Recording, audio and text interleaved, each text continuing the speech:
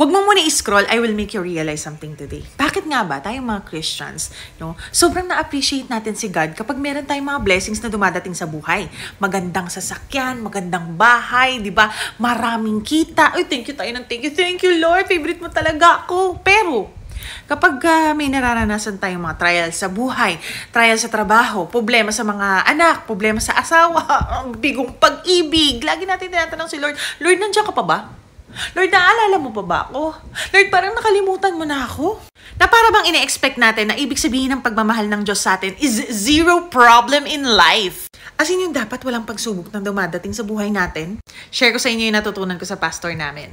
Pag may niluluto na magandang plano si Lord para sa'yo, ang tendency nating mga tao mainip, hindi tayo makapag-antay. So for example, nagluluto ng magandang future si Lord para sa atin, no, nilagay na niya yung arena. Rereklamo ka, tabang naman ang buhay na to. Wala man lang ganap, wala man lang excitement. Sobrang tabang si arena. Tapos nilagay na ni Lord yung baking soda. Ang pait naman!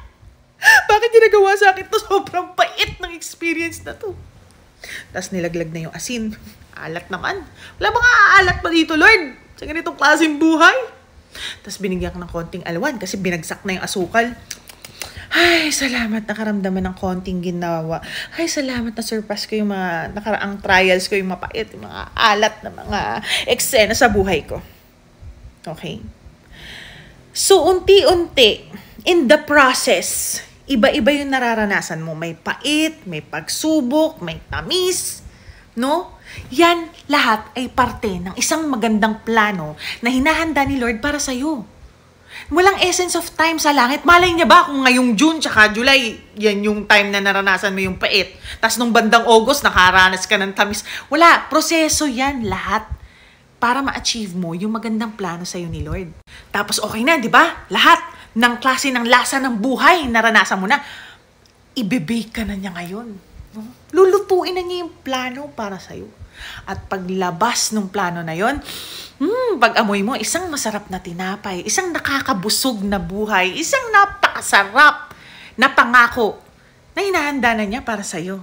Doon mo lang maiintindihan, ito pala ang plano ni Lord para sa akin. Kaya pala kailangan kong pagdaanan lahat ng proseso na yon para makarating ako dito.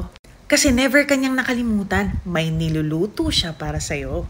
That's the reason why it's important to trust the Lord during your ups and downs, may blessing o wala masyado. Trust that He has a good plan for you.